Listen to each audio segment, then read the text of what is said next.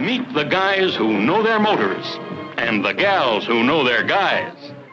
When you say get acquainted, you really mean it, don't you? Starring pretty Ann Neyland, courageous Steve Terrell, dangerous John Ashley, and laugh-loaded Carl Switzer. Teenage sickle hounds going all out for thrills. Laughing at danger, playing at love. The kind of playing that leads to plenty trouble. Look, here's how I forgot it. Strong young men, fighting with all the fierce passions of grown men.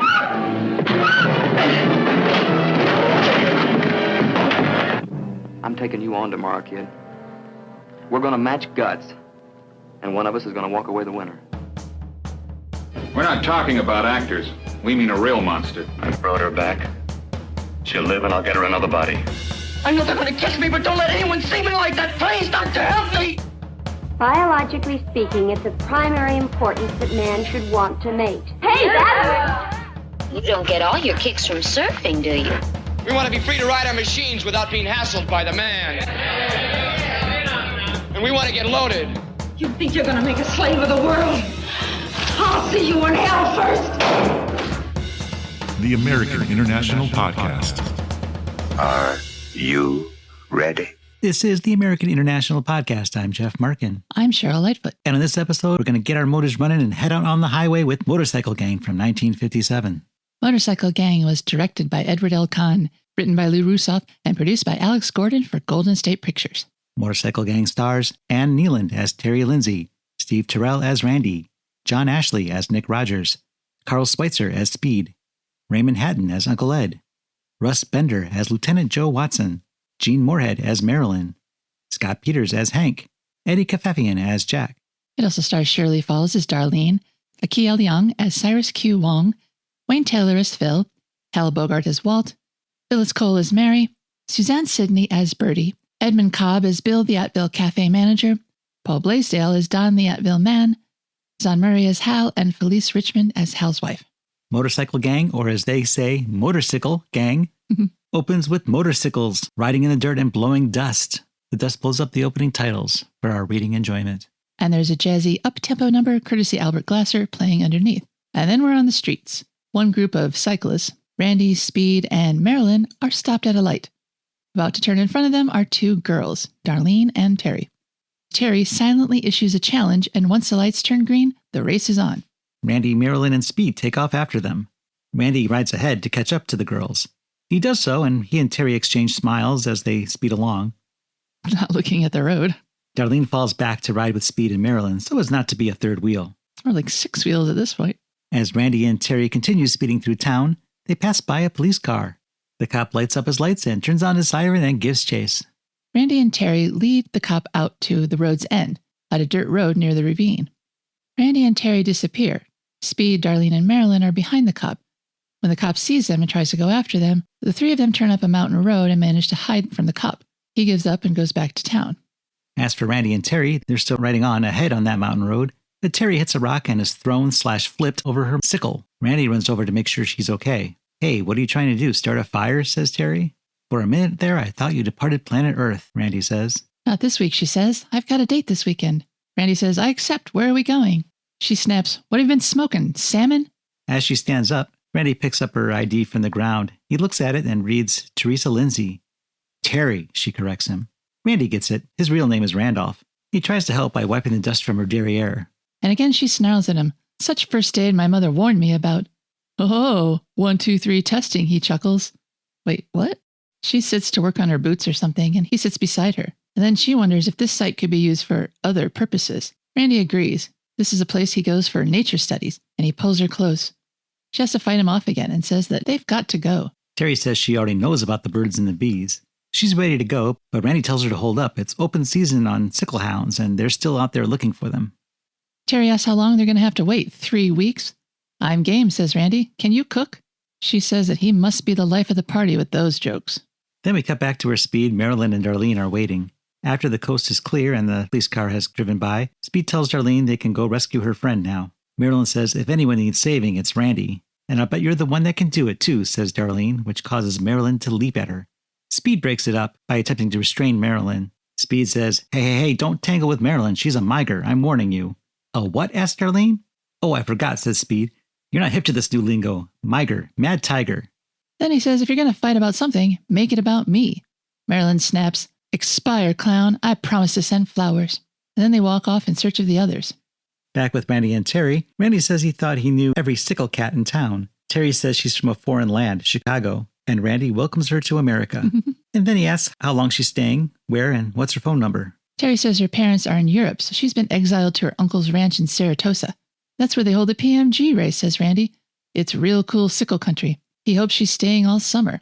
She says that, or until she drives her uncle Ed crazy. He's trying to wean her off cycles and convert her to cows or something. Once again, he asks for her phone number. She just recommends they communicate via smoke signals. And then he gets grabby again. As Speed would say, you're a shawl, a sharp doll. But that don't impress Terry much, and she flips him over her head into the ground. But then she makes sure that he's okay, and the others join them. Marilyn snarls about this being an episode of Love in the Ravine. Will she end up marrying the drip? Darlene raises Terry's arm into the air and declares her the winner and still champion, Terry the Terrible. Speed asks her for a few words. "'Tain't nothing, Ma. I was just seeing my duty and I done it." "And now let's hear from the runner-upper," says Speed. Randy tells him to beat it, you flop-eared nitwit. But Speed says the public deserves to know, so Randy relents and says that he took a dive. Speed then hits on Darlene, bragging that he won an award for spending 6 years in the 7th grade. Or was it 7 years in the 6th grade? Does Darlene want to see it? She says she can see it now, screwed into his neck, solid bone and ugly. He says, "You I could like," and he asks how her land's fixed for Long Green. Darlene says that she knows where Speed can buy a padded cell, his size, real cheap. Speed says he'll take it as long as it's next to hers. Then he tells Randy that he'll see him when he gets down the hill. Randy and Terry ride down to where the others left their sickles, and the others soon arrive after walking down the hill. Randy asks Terry for a rematch. Terry says later, when he's back in shape. Darlene is dragging off Speed, who's tired.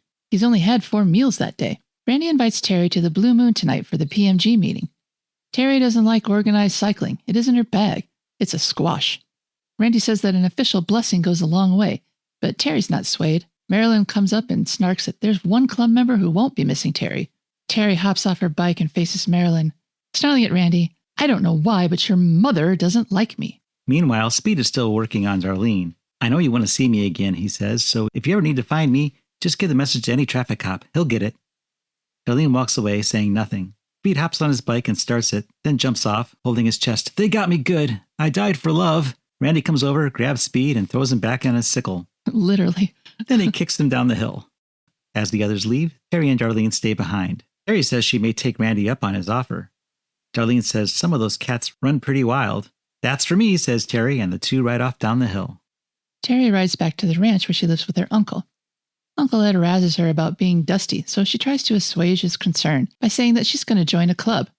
"Oh, great," says Uncle Ed. "Poetry? Sewing? One of those clubs?" "Yeah," says Terry, "and also instructions in the minuet." Uncle Ed supposes that Terry must have met a fella. That's what brought on this sudden change. Terry says, "Yep, and he's a real wheel." So Uncle Ed tells her to roll him on by sometime so he can get a look at him.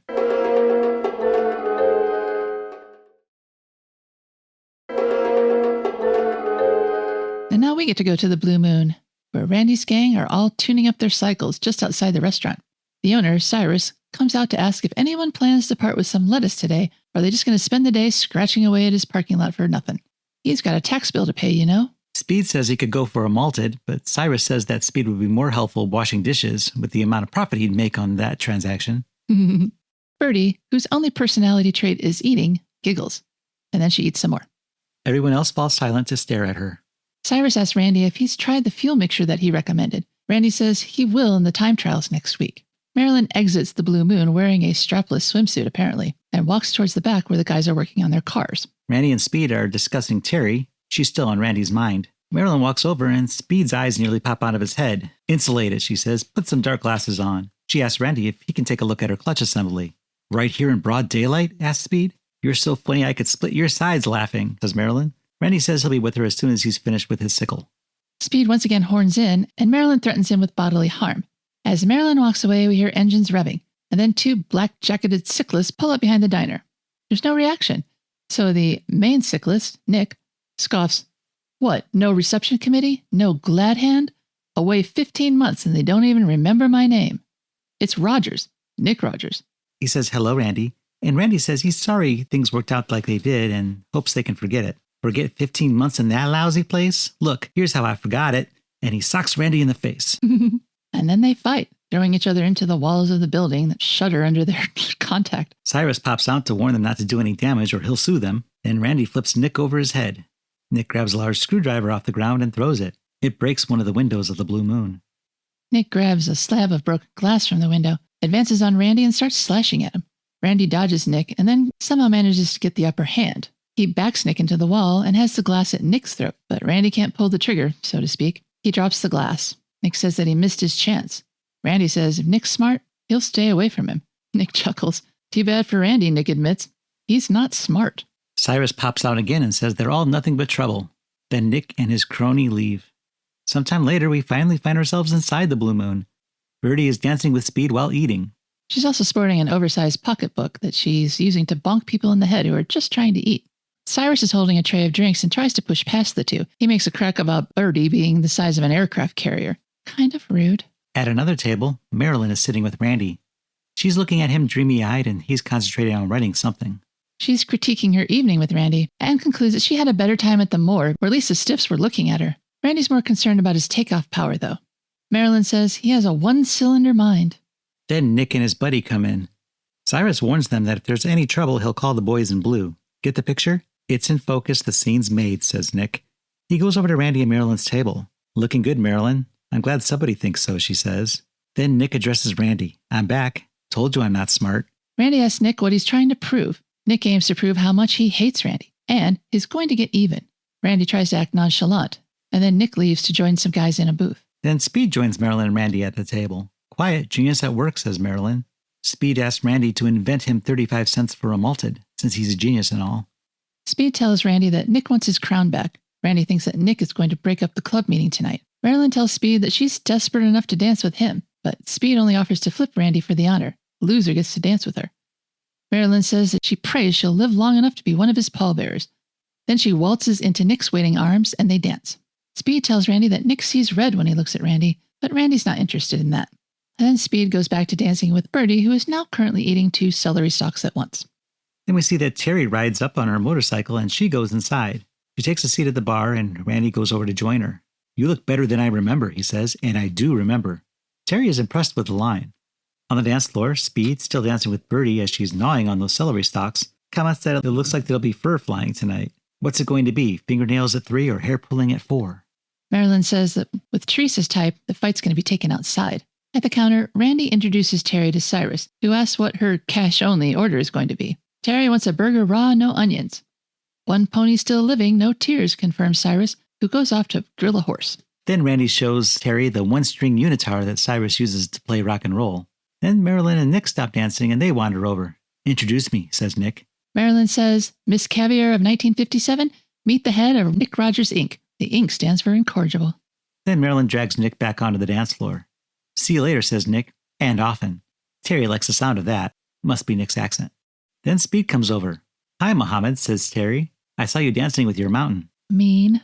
Cyrus drops off Terry's burger and Speed reaches for it. Randy slaps his hand away.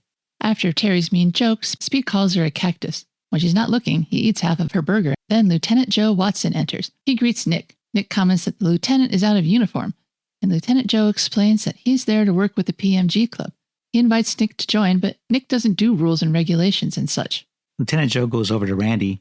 After being introduced to Terry, Lieutenant Joe and Randy go off to speak privately.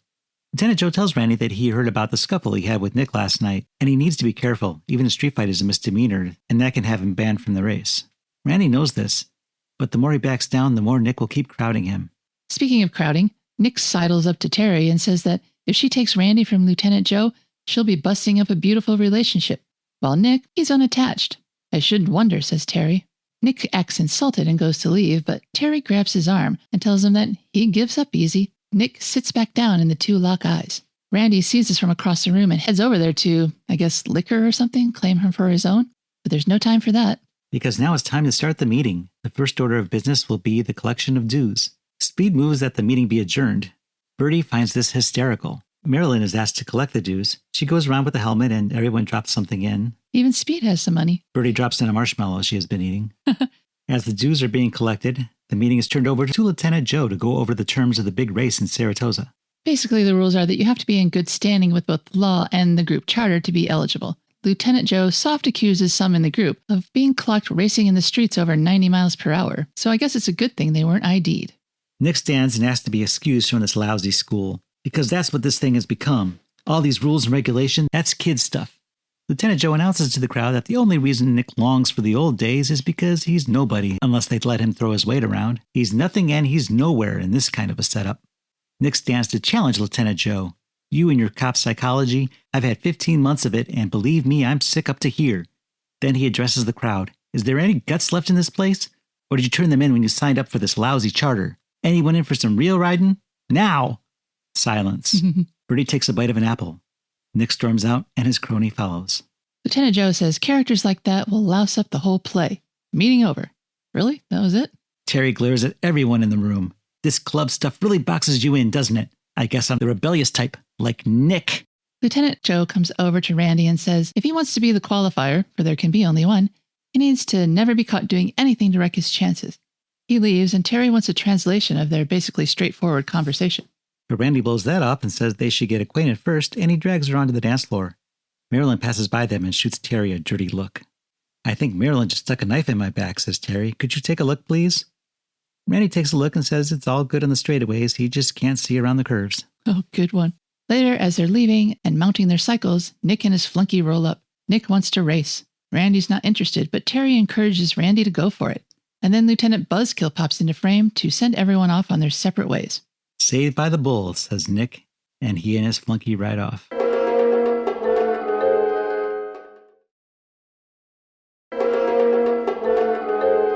Randy and Terry go back to her Uncle Ed's ranch. Not having a back seat, they have to make out standing up.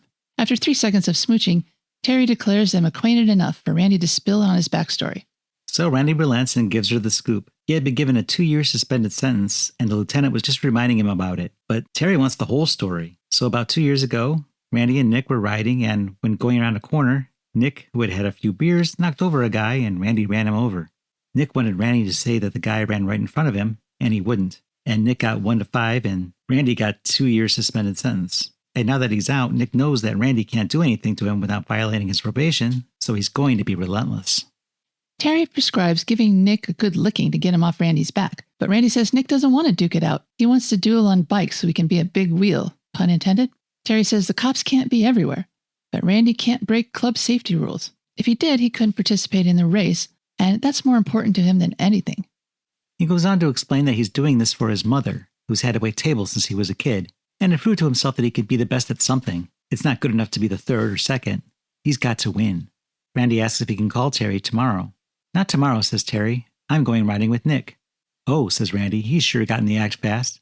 What's the matter, can't you take it? Asks Terry, and Randy replies, I'll sharpen my sword, Genevieve, and he rides off. Inside, Uncle Ed has been peeping out the window, but when he sees Terry approaching, he jumps over to the couch to pretend to be asleep. As Terry sneaks in, he pretends to wake up, and then clocks how late Terry is. They figure out it's well past 2 a.m., but Uncle Ed's not really mad. He isn't sure that this lifestyle is a good thing for her, but she's sure he's just being silly. She says she just met a guy, and now she's got to get him out of a pickle. Men. She says goodnight, and he goes off in search of chicken. And now we get a montage showing Terry's social life. First, Terry is riding with Nick. Then Terry is riding with Randy. Then Randy and Terry check out Uncle Ed's horses. Then Terry is riding with Nick again, and cops chase them.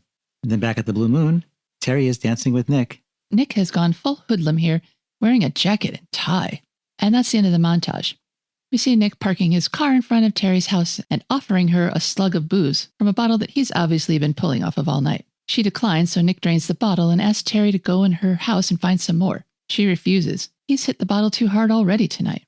Nick says that's okay. He can get a little tight just looking at her. Aw.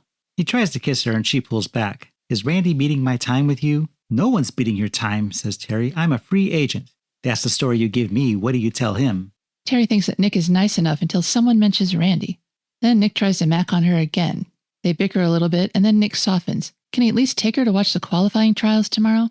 Terry agrees, and they say goodnight. And Nick DUIs home. The next day, Randy and Speed are at the raceway looking over Randy's bike. Marilyn comes over when she sees Nick and Terry ride up on their sickles. Here's one race you're going to lose. Randy looks over and says it's not the big one. Nick decides that he's going to take the run too. Randy tells him, sorry, you're not eligible.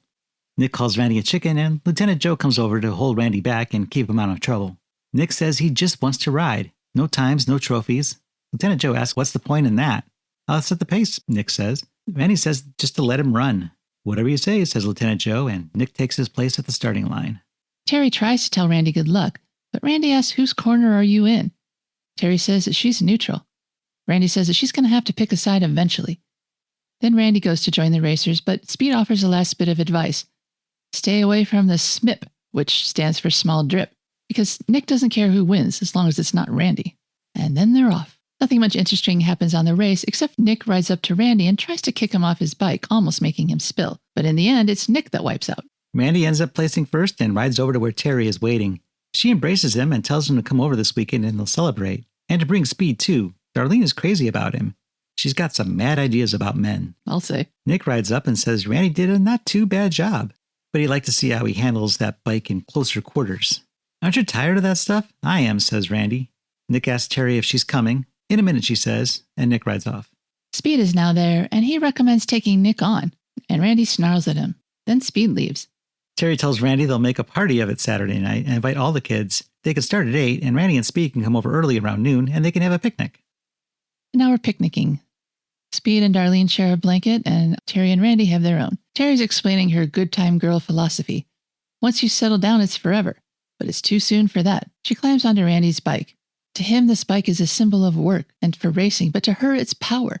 She says go faster, and it does. She says turn, and it does. It's the one thing she can control. Randy tells her she's dreaming. At some point, the machine takes over. If he could have kept his bike from running over that guy, he would have. You just had a bad break, says Terry. I think Joe's brainwashed you.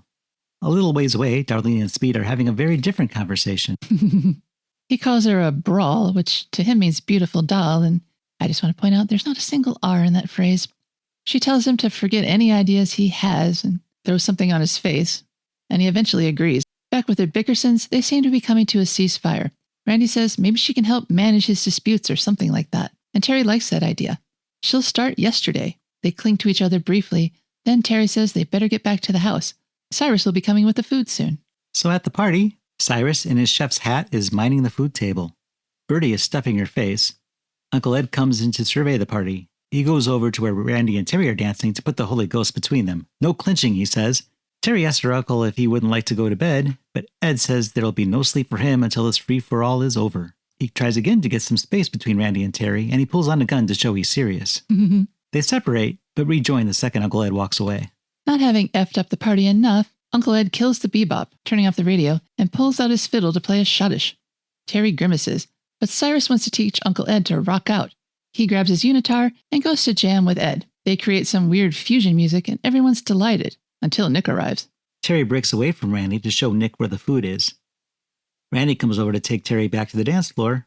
Then he dances her right out the door, where they can talk privately. However, before they left, it looked like Terry and Nick were sending some sort of secret message to each other. Randy says he didn't know Nick was invited. Terry says he wasn't not invited, but she didn't know he was coming. Nick comes out and tells Randy that he wasn't supposed to have any beef with them until after the race tomorrow. He said he was afraid he'd forget his lines, so he just couldn't wait. Randy stares daggers into Terry. You didn't know he was coming? It was for your own good, she says. Nick splashes his drink in Randy's face, and Randy pushes Nick into the side of the house. On sickles, Randy, that way I can't argue with you. Nick says anything to please the queen, she's got to have her kicks.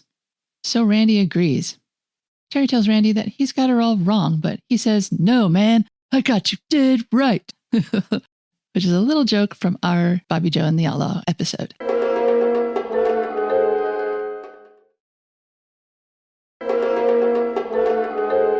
And now everyone assembles where the challenge is to take place. But something's wrong with Nick's bike. He and his buddy discuss it out of earshot. Then the whole gang is there. Nick's describing the race course and says that they're going to take turns riding it. Terry says she's going to ride too. Randy says if anyone else rides, he won't.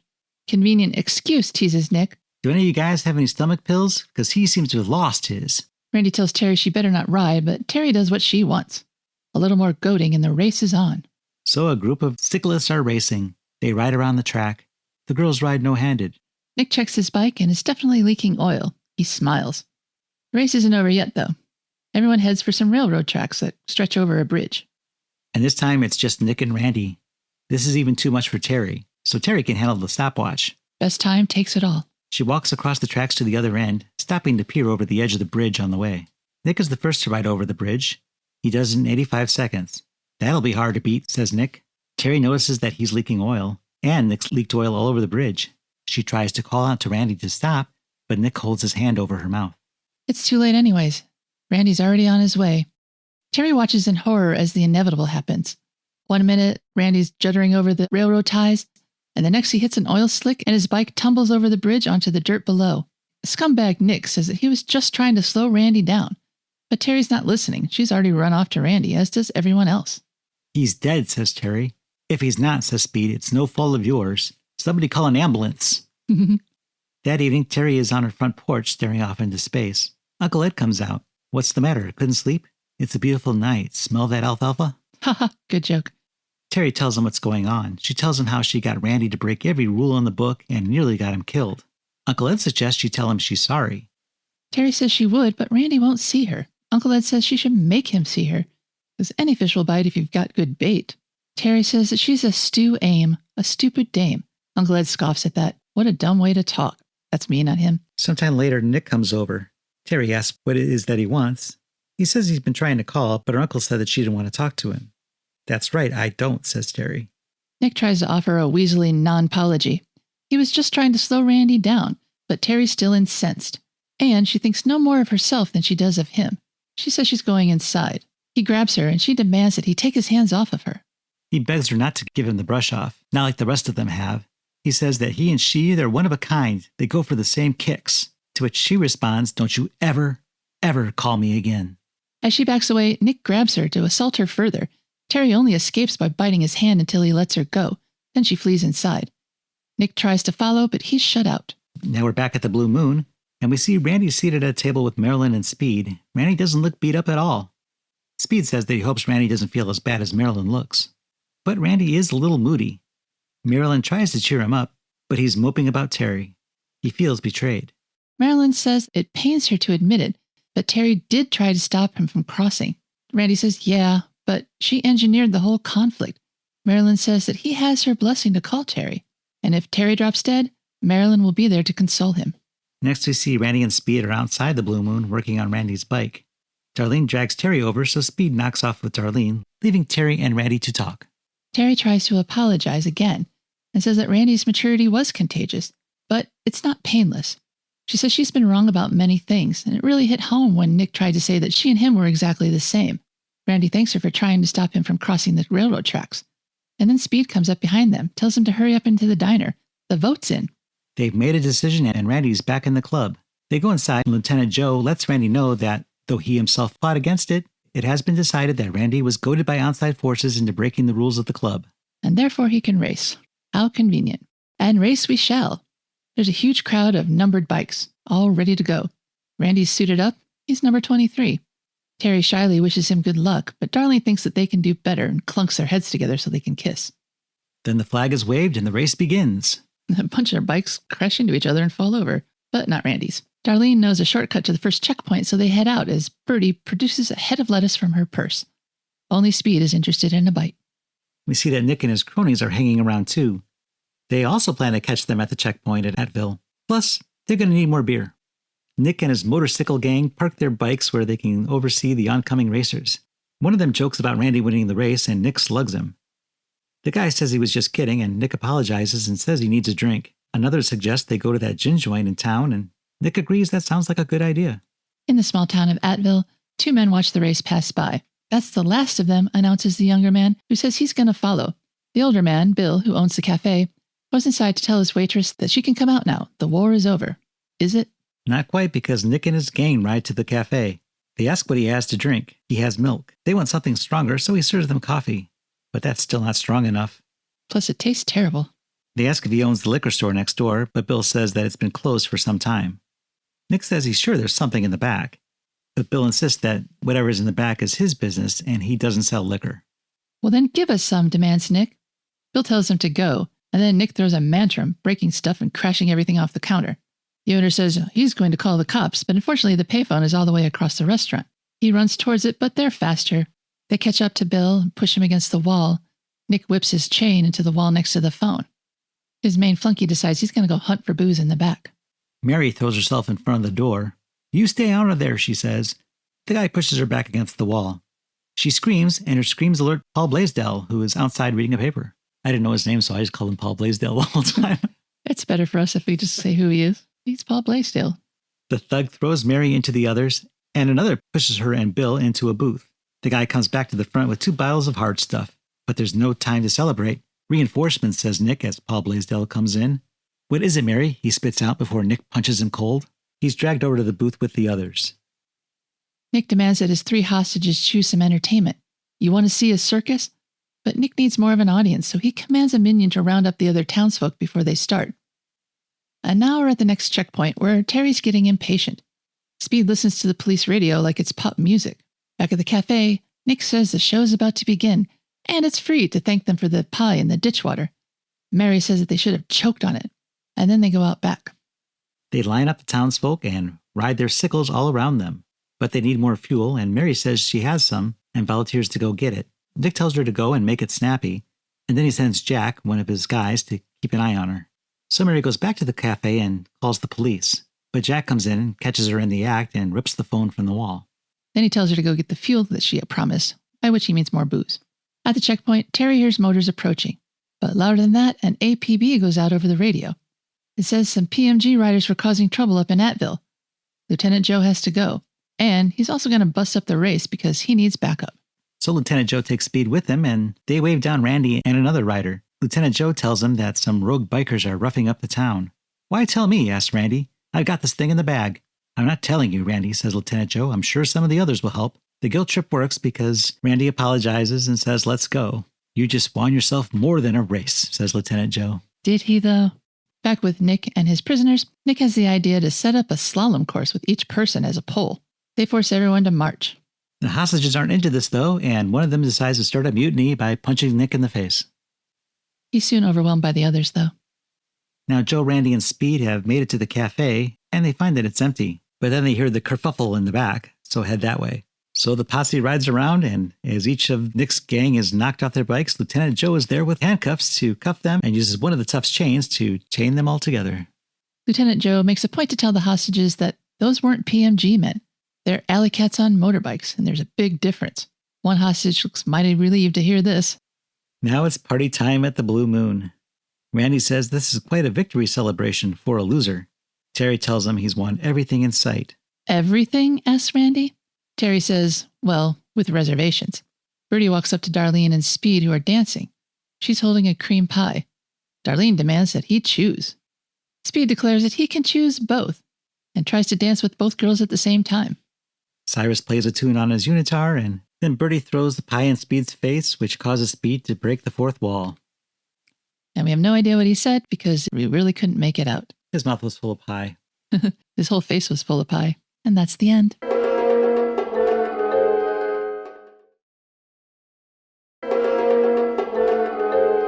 You're listening to the American International Podcast, where we're discussing Motorcycle Gang from 1957. Lance Fuller was initially set to star in Motorcycle Gang, according to an item in the March 5th, 1957 Los Angeles Times. According to an AP story about Mary Leona Gay Jennis, who lost her crown as Miss USA in 1957 after it was discovered she was married, which made her ineligible, a spokesman for AIP said the studio was offering Mrs. Gage a featured role in Motorcycle Gang. And Neyland, who actually did appear in Motorcycle Gang, was borrowed from MGM Studios for this movie. A blurb running in the Los Angeles Mirror on August 1st, 1957, announced that Steve Terrell, currently filming the Ozzie and Harriet show, was signed to Motorcycle Gang. Carl Alfalfa Schweitzer's casting was announced on August 10th in the LA Times. In May of 1957, The Hollywood Reporter wrote that filming for Motorcycle Gang was held up when John Ashley was drafted into the Army. The movie was shot that August during the 2 weeks Ashley was on leave following basic training. According to Mark Thomas McGee's book, Faster and Furiouser, an understanding lieutenant allowed Ashley to skip further haircuts after his basic training trim. When another, less understanding officer tried to force him to get his haircut, Ashley went to the back of the line and then convinced a delivery boy to take his place in line by giving the boy his fatigue jacket and taking his bag of newspapers. Motorcycle Gang was filmed on a budget of $100,000. Is this going to be a problem that you're calling it Motorcycle Gang and I'm calling it Motorcycle Gang? Motorcycle Gang was released on a double bill with Sorority Girl beginning on October 22, 1957. Newspaper ads for the movie promised it to be uncensored. AIP's pressbook recommended contacting motorcycle, hot rod, and drag racing enthusiasts in the area and encouraging them to see Motorcycle Gang, and told them to put sickles on display in the lobby. They also recommended holding a motorcycle model contest, asking motorcycle dealers to be the judges and giving passes and other promo prizes to the winners. Taglines for Motorcycle Gang include, "What happens when organized motorcycle gangs are forced into a legal race competition?" "A wild girl cyclist forces a showdown in a thrilling motorcycle race." "Wild and wicked, living with no tomorrow." C. Actual motorcycle chicken race. C. World champion stunt riders. C. Deadly follow the leader race. Cycle stunts and thrills never shown before on any screen. First time on the screen, motorcycle duel with death to the loser. Who died? Box Office Magazine wrote that Motorcycle Gang, combined with Sorority Girl, should draw a better than average interest from the teenage crowd, albeit there is little interest for anyone outside this age category. But the review is not a positive one. Lou Rusoff's screenplay was, quote, "short on plot and what there is concentrates too heavily on the motorcycle action." And that, quote, "there's no denying that Edward L. Cahn managed to drain every possible bit out of the potential excitement of the races." Their review did credit the performances of Terrell, Ashley, and Neyland, saying, quote, "can do better than the merely competent work herein displayed." The Los Angeles Times called Motorcycle Gang commendably free of unhealthy sensationalism, and the fairly well-integrated scenario tells its unpretentious little moral simply enough, but also called it nothing to telegraph home about. The Los Angeles Mirror seemed to call out the film's remarkable resemblance to Drag Strip Girl, released earlier that same year. Quote, "we have not heard the last of the drag strip set. They have gathered together for another hastily organized session in Motorcycle Gang." After describing the plot, reviewer Margaret Harford said, "Sound familiar? It gets even more recognizable when John Ashley challenges Steve Terrell, on probation after a hit-and-run accident, to a dangerous stunt on a railroad track." The paper also promoted an autograph party at the Paramount Theater in LA that night, featuring the stars from both Motorcycle Gang and Sorority Girl. The True Voice, a religious publication out of Omaha, Nebraska, rated the film X for a week. And reviewer William Mooring warned readers that Motorcycle Gang had poor examples of juvenile behavior and was an insult to the intelligence and responsibility of many young people who are lured to the box office. The Niles, Michigan Daily Star called Motorcycle Gang a, quote, "cheap carbon copy of the Wild One," and wrote there was little to be said in favor of either film on the double bill. Quote, "both low-budget pictures aimed at the teenage market." I used to live just south of Niles, Michigan. Bob Murphy in the Minneapolis Star wrote about how American International Pictures was changing the film industry. They had just started to produce both films on a double bill, rather than just one low-budget feature to be slotted after another company's film. At first, their films aimed at the teenage market were only scheduled at small independent theaters, but their grosses were such that they caught the attention of the larger operators, and AIP was able to book their films into deluxe houses. He also mentioned the AIP technique of selling films before they were made by thinking up titles, laying out an ad campaign, using that to sell the movie, all before a single frame of film had been shot. This successful technique was then picked up by other producers. Murphy said AIP's films had titles that drew box office dollars away from better movies that did not have such lurid names. He called upcoming titles, including Blood of Dracula, The Amazing Colossal Man, and yes, Motorcycle Gang, hair-raising. The Philadelphia Evening Inquirer, under the headline "Stole Car After Seeing Wild Film," reported that Motorcycle Gang was the instigating factor in a juvenile crime, reporting that on May 12th, two young boys left the double feature, stole an automobile, and injured a woman who subsequently lost most of her leg. The Inquirer, along with the Philadelphia Evening Bulletin, only disclosed at the end of the article that the two boys stole the key to the car 4 days before they saw the film. Shameful journalism. Thomas Sharp, vice president of the Lancaster Motorcycle Club, wrote to the Buffalo Courier Express in January of 1958, saying that he had recently seen a showing of Motorcycle Gang and thought the movie was, quote, "definitely a third-rate film designed merely to provide a vicarious thrill via the modern-day symbol of all that is evil, the black leather jacket. It depicted the motorcyclist as just another juvenile hoodlum." Sharp said that he was not protesting the showing of the film, but he wanted to set the record straight about who really rides cycles, inviting the general public to take part in his club's gala benefiting the National Polio Drive, saying, "The price of the dance tickets is less than the admission to see Motorcycle Gang. and that attendees would get the true picture of motorcycle clubs and their activities. Motorcycle Gang was one of the 10 AIP titles remade for Showtime's Rebel Highway television series released in 1994. The 1994 version was produced by Lou Rusoff and was directed by John Milius. Laurie McQuillan and Ken Anderson wrote the screenplay, and Gerald McRaney, Jake Busey, and Carla Gugino starred.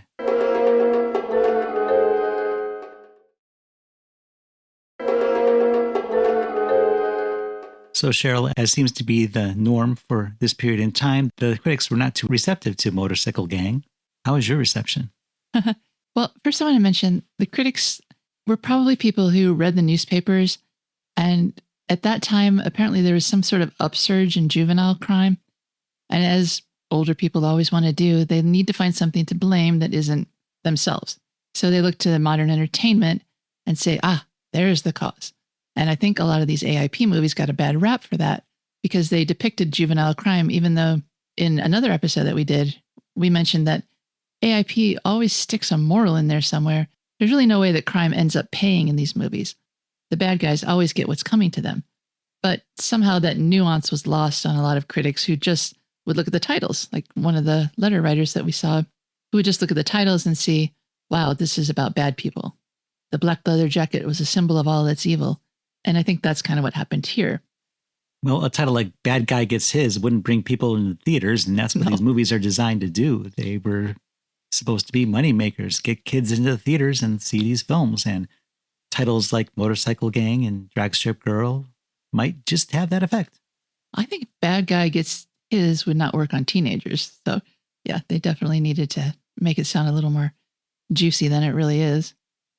But I think anyone who actually watches the movie should be able to see that there's not some immoral message coming out here. As for me, I really had a kick watching at least the beginning part of the movie. The racing is really silly. They're all in front of screens for the close-up shots. But the stunt work, the people who are really riding the bikes, the stunt people, they're actually doing some pretty cool moves. But when Terry first meets Randy and they have their bit of banter, Darlene and Speed and Marilyn are bantering, it's really funny. I think the writing's pretty crisp and sharp here, at least until it starts to get a little bogged down in the plot. The characters themselves are pretty enjoyable, though. Even Speed? I'm not sure I get Speed. If you had not told me that Speed was Alfalfa from the Little Rascals, I would never have guessed. I didn't know what his real name was. When I was writing these notes, I kind of was tempted to write Jughead every time I saw him. Even though he seemed to have two girls fighting over him, he just seemed to be the oddball character in the group. And yet he was the main character. He was Randy's best friend. He was the object of desire between two women who obviously could have done better. He's not funny, I'll tell you that. But when Marilyn reacts to him, that's funny. Yeah, Marilyn probably has the best lines in this movie. I like her. I know that they made her pine over Randy, and that was never going to work out. But she should have been off at college, making something of herself, becoming a writer. Back when we talked about Drag Strip Girl, I mentioned, because I read somewhere, that Motorcycle Gang was pretty much a rewrite of that. And while it's close and the main idea is similar, it's very, very different. What I read was that Steve Terrell and John Ashley kind of traded places in Motorcycle Gang, and that's not the case at all. No. Steve Terrell's a bad guy here. Yeah, he was the good guy in Drag Strip Girl, but John Ashley is an even worse guy. Here he's a murderer. But Steve Terrell's character is also worse than he was in Drag Strip Girl. Yeah. But then he's the hero. And Carl Switzer here takes over for Frank Gorshin in Drag Strip Girl. And he's not as enjoyable to watch. No, definitely not. Frank Gorshin was before his most famous role here, and Carl Switzer is definitely after his most memorable role. I think he was killed shortly after this movie was made, too. Yeah, he only made one more film after Motorcycle Gang. We got Raymond Hatton again, who was in a lot of these 50s era movies. Yeah, I can think of 4 just off the top of my head that we have already done. Russ Bender as Lieutenant Joe Watson. We've seen him a few times. He seemed really lukewarm in this movie. He didn't even seem like a real actor. He seemed like someone had hired a cop with zero acting ability to read the lines. Either he just wasn't into it or something else was going on in his life. But his performance is very weak here. We have Eddie Kafafian, who we've seen before. He had a small part in Shake, Rattle, and Rock and a couple of others. Aki Aleong, who played Cyrus. We will not see any more AIP, but he's been everywhere. He's still working today. He does a lot of one-off television appearances. He was good in this movie. I liked his character. I wish we'd seen more of him because he wasn't just the guy complaining that nobody ever buys his food. He was a real character. He was part of the racing community, and I liked that. And I don't think they just made him a stereotype. Yeah, he's the only non-white character in the entire movie, or actor. They could have, but he just seemed like one of the guys. Well, better than most of them, honestly. He was one of my favorite characters, the other being Birdie. I don't know, she's just eating all the time. And it's such a dumb gag, but she seems to be really into it. She's doing it with much conviction. And they make all those jokes at her expense, and she's not really overweight. She's a little plump, but not much more than Ann Neyland. We also have Edmund Cobb, who we just saw in a recent episode, Girls in Prison, as one of the prison guards. It's the last episode. He has a lot more to do here. And, of course, Paul Blaisdell as Don the Attville man, who we in the synopsis just called Paul Blaisdell, because he's got a very recognizable face. And he's obviously famous for doing much more than bit parts. He made The Monster and It Conquered the World. And The She Creature. Many, many more. The main story in this movie, I'm glad it was as short as it was, but I think it could have even been shorter. There wasn't as much motorcycle riding as we thought there was after we watched it the first time. I thought a good chunk of the movie was spent watching them race, but that's not true. We're working here with another Lou Rusoff script, and he would script a lot of movies for AIP into the early 60s. He co-wrote Beach Party. He also did the one we did last week, which was Girls in Prison. It was the entire same crew. It was the same director, the same writer, and the same producer. Right. And at least in these early films, you can kind of see a style Lou Rusoff has. Another one that he wrote that Edward Cahn directed was Shake, Rattle, and Rock. Mm-hmm. And there was the character in there that Sterling Holloway played who talked only in slang. And we couldn't interpret what he was saying half the time. And at least here they had Speed. He was making up his own slang, but at least he had to explain it because he was the only one who understood it. What is the point of making up words when you have to explain what they mean? It takes a lot longer to say small, sharp doll, than it does to say, you're a sharp doll. Just a really goofy affect. Yeah, I wonder if any of these are actual real words that Lou Rusoff picked up or if he's trying to invent something. I think he was trying to play it being hip without having any concept of what being hip would actually entail. So he's making it up. Yeah, that's what I think.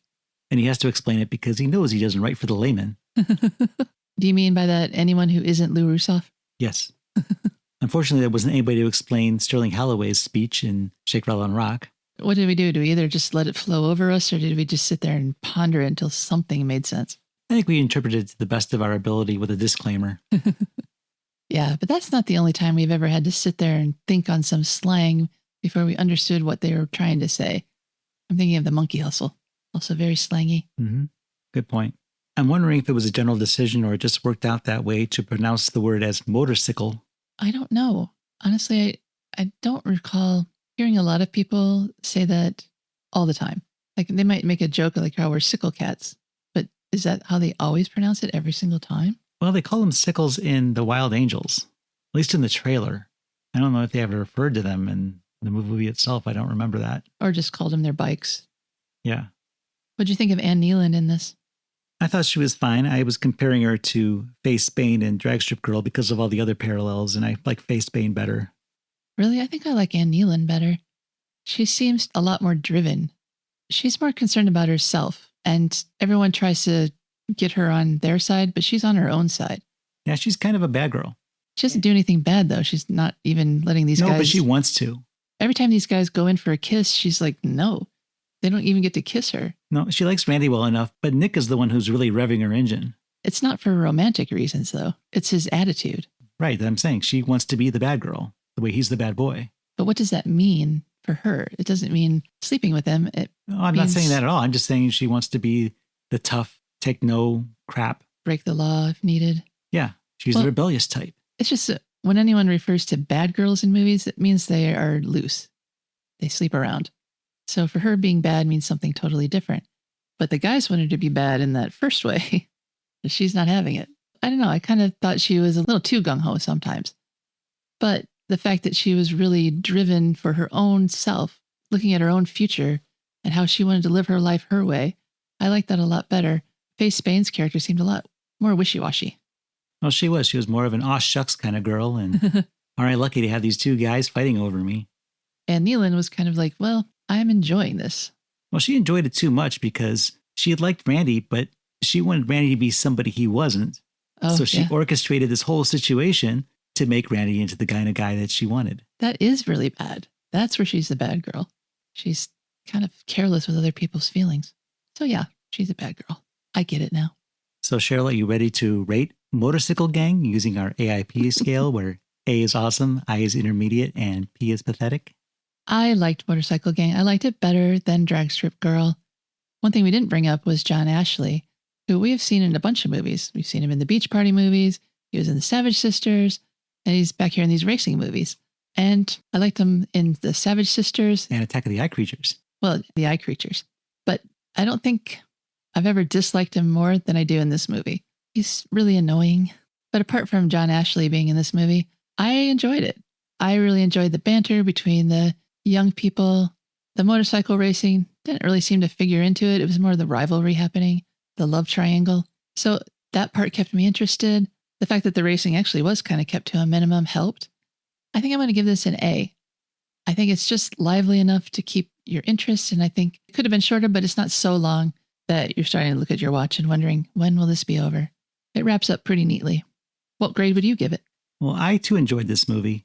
I don't think I liked it as well as Drag Strip Girl. I don't remember what rating I gave that movie, though. I'm going to guess an A, but I don't know. I do notice that I'm less judgmental of the films as we go through this podcast than I was at the beginning. But I did think this was a lot of fun. The things I didn't like, I already talked about. I didn't think the character Speed was all that Lou Rusoff must have thought he was. And I do agree that, you need some sort of comic relief to offset the tension. But I think that Marilyn's one-liners did a much better job. Oh, yeah. Because she was so snarky. And I thought she brought out the best in Terry rather than the two guys. Yeah, I think some of Terry's best lines were brought on by Marilyn's actions. Mm-hmm. Your mother doesn't like me. As for the plot itself, it's pretty straightforward. There's no surprises here. I didn't expect Randy to die when he rode off the bridge, but I thought he'd be injured. He had nothing wrong with him. It looked like he landed on his head. They said he went to the hospital, but he had no scars. No mark. Nope. He should have at least had broken a finger or something. Been in a sling. Because that was quite a tumble. Then again, we have no idea how much time passed, but they are still in the same racing window. We'll see him again in Runaway Daughters. And we've got a lot of John Ashley to go, I think. Oh, hopefully it's more of the Savage Sisters, John Ashley. It's mostly Beach Party, John Ashley. And we have Raymond Hatton here in probably one of the least memorable parts we'll see him in. Right. He doesn't have much to do here. He's not really a standout character. He plays the same character basically in every movie, but his part just doesn't have anything to do. So I'm going to give this movie an A. I think it's more than deserving of a watch, and I think it's a lot of fun. So it's an awesome rating from me. If you would like to find out more about the movies that we've talked about on the American International Podcast, head to our website, aippod.com. There you can look at trailers, see movie posters, lobby cards, get in touch with us if you have more information, something that we said wasn't right, if something we said made you happy or not happy. There's a contact form, and you can listen to any episode of the podcast that we've recorded, and there are a lot. That's aippod.com. Now it's time to rev our engines and ride on out. For the American International Podcast, I'm Jeff Markin. I'm Cheryl Lightfoot. And we'll meet you at the drive-in. Follow the American International Podcast on Instagram and Letterboxd at AIP_pod and on Facebook at facebook.com/American International Podcast. The American International Podcast is produced and edited by Jeff Markin. A man whose mind is distorted by hatred. And Cheryl Lightfoot. A girl hungry for too many things.